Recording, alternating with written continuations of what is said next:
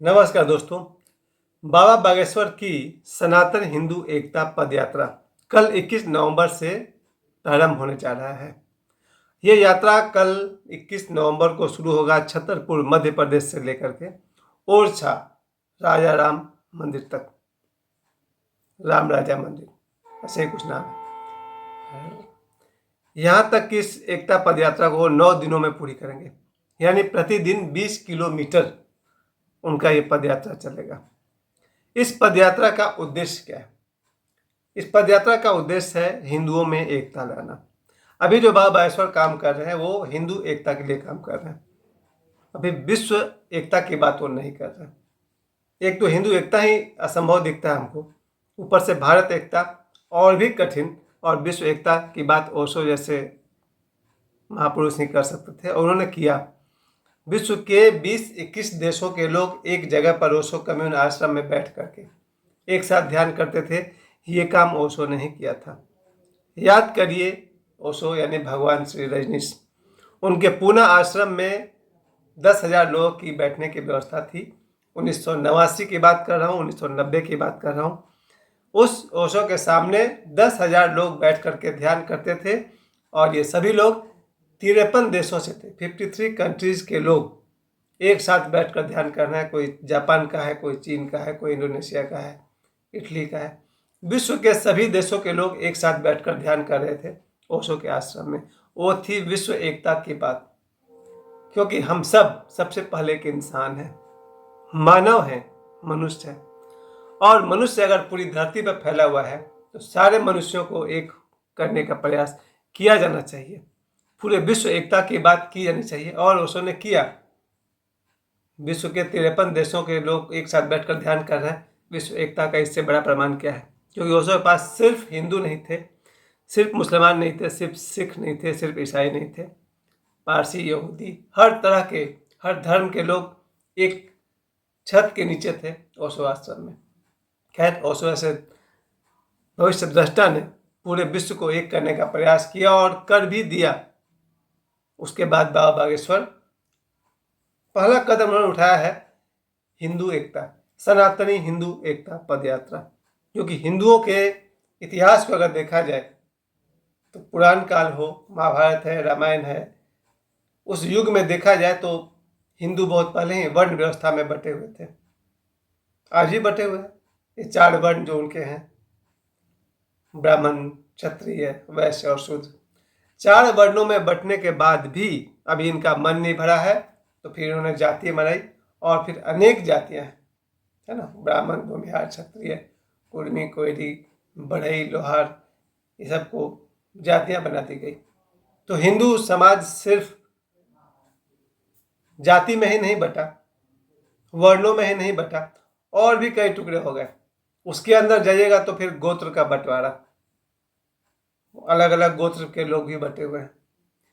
इतने खंड में लोग बटे हुए हैं। उसके बाद समाज, हम जिस समाज में रहते हैं, राय चौधरी कंपाउंड, ये अपने आप को भी अलग समझ लेगा तो समाज में बटा, यानी हिंदू बटा हुआ है। मैं अपने सारे हिंदुओं को, जितने लोगों को मैं जानता हूँ, उन सबको, आज मेरा खुद 10 हिंदुओं के साथ अच्छे संबंध नहीं है। हिंदू बटे हुए हैं, 10 क्या, शायद 50 के साथ मेरे अच्छे संबंध नहीं रहे, क्योंकि हिंदू बटे हुए हैं। डिवाइडेड माइंड के लोग हैं सब, बटे हुए। इन्हें एक करना होगा, और इसके लिए बाबा बागेश्वर ने ये सनातनी हिंदू एकता यात्रा पद यात्रा स्टार्ट किया है, जो कल सुबह शुरू हो जाएगा।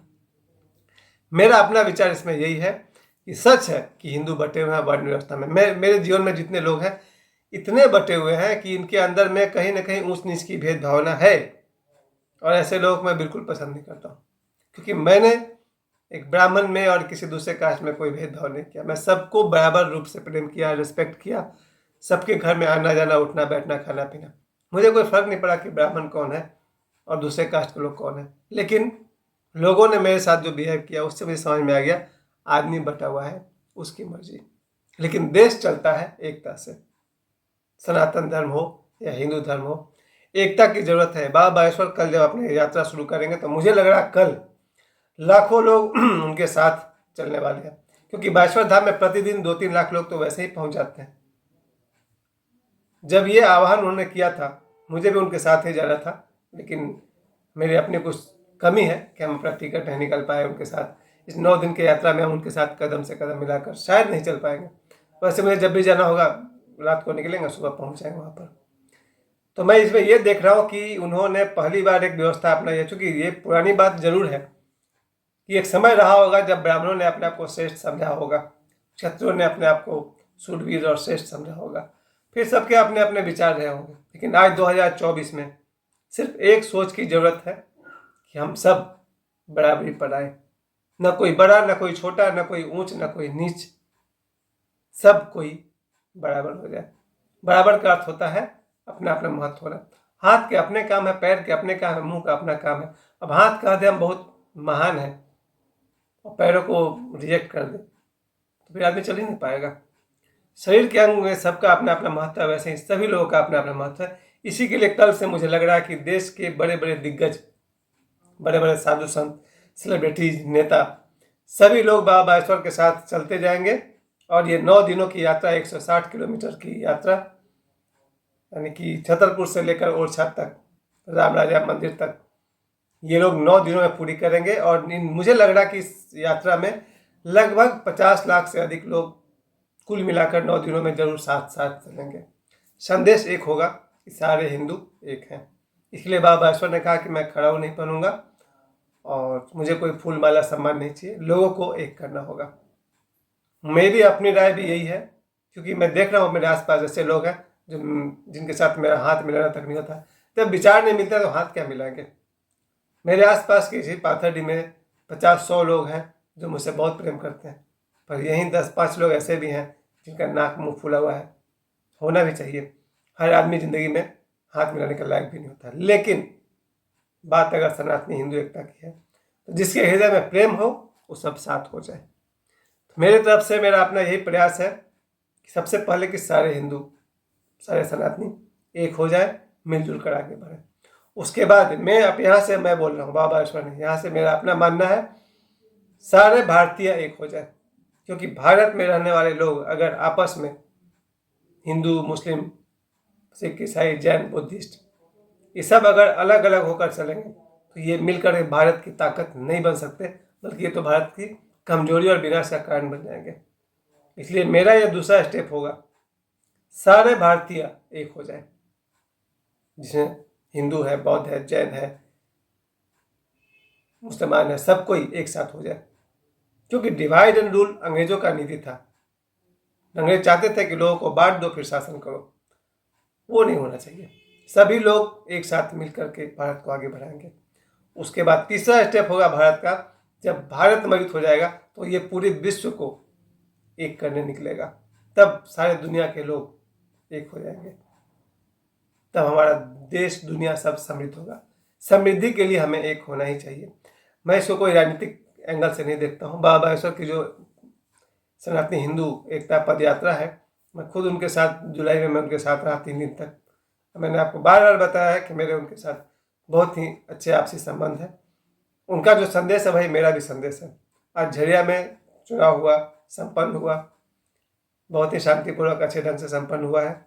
और ये जो हिंदू एकता सनातनी हिंदू एकता पद यात्रा है, इसमें जो बाबा बागेश्वर का संदेश है सारे हिंदू एक हो, इसके लिए मैं अपने तरफ से प्रयास करता रहूँगा। मैं जहाँ रहता हूँ, रायचौधरी कंपाउंड या पाथरडी, जितने भी लोग हैं, मैं तो हिंदू की बात ही नहीं करता, मेरे लिए तो सभी तरह के लोग हैं। मेरे 50 से अधिक तो मेरे मुसलमान दोस्त हैं जो मुझसे प्रेम करते हैं। तो मेरे लिए सिर्फ हिंदू नहीं बल्कि हिंदू, मुसलमान, जैन मेरे बहुत सारे मित्र हैं, बुद्धिस्ट भी मेरे दोस्त हैं। मैं तो सभी से प्रेम करता हूँ और सबको मिल करके आगे बढ़ाऊंगा। फिलहाल बाबा बागेश्वर के एंगल से चला जाए तो सारे सनातनी हिंदू एक हो जाए और आगे बढ़े, सुखी रहे।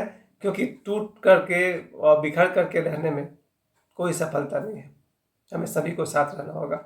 और मैं बाबा बागेश्वर से एक कदम आगे बढ़कर बोलता हूँ, जो हो गया सो हो गया।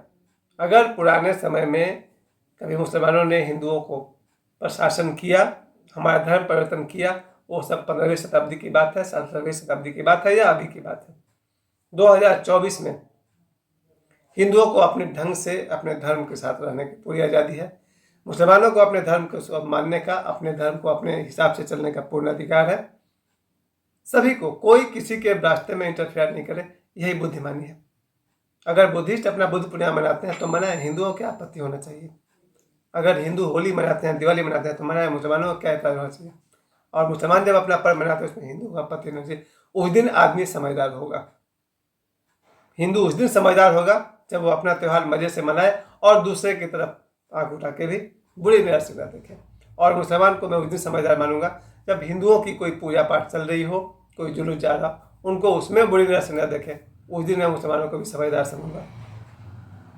और भी दूसरे सारे लोग हैं जिनको प्रॉब्लम है, उन सबको मैं यही कहूँगा, हम सब अपने अपने धर्म का सम्मान करें और धर्म के अनुसार आचरण कर लें, और हम सब दूसरे के धर्म के मामले में इंटरफेयर ना करें।